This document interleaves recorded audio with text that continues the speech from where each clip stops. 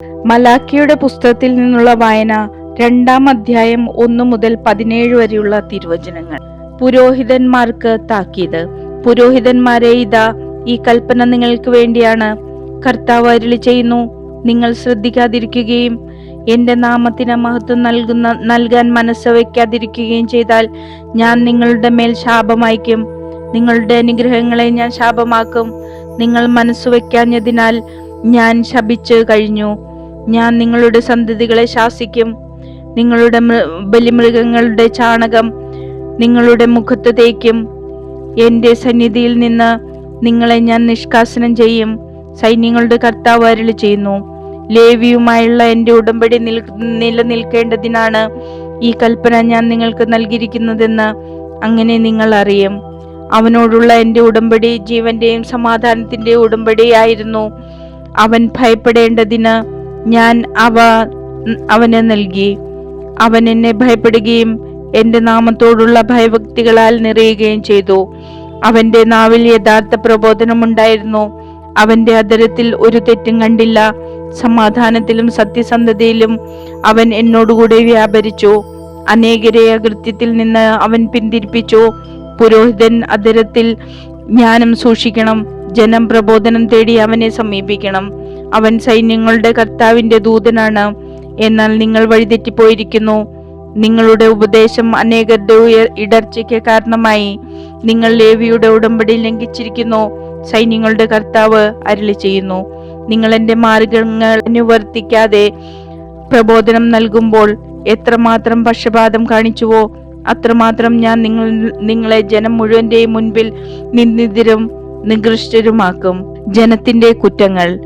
നമുക്കെല്ലാവർക്കും ഒരേ പിതാവല്ലേ ഉള്ളത്?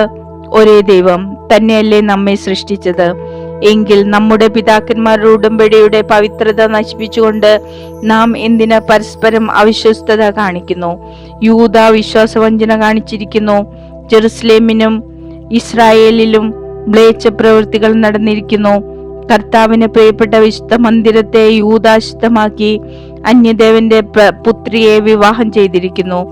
ഇങ്ങനെ ചെയ്യുന്നതിനു വേണ്ടി സാക്ഷ്യം നിൽക്കുകയോ സൈന്യങ്ങളുടെ കർത്താവിന് കാഴ്ച അർപ്പിക്കുകയോ ചെയ്യുന്നവനെ യാക്കോബിന്റെ കൂടാരത്തിൽ നിന്ന് കർത്താവ് വിച്ഛേദിക്കട്ടെ. നിങ്ങൾ ഇതും ചെയ്യുന്നു.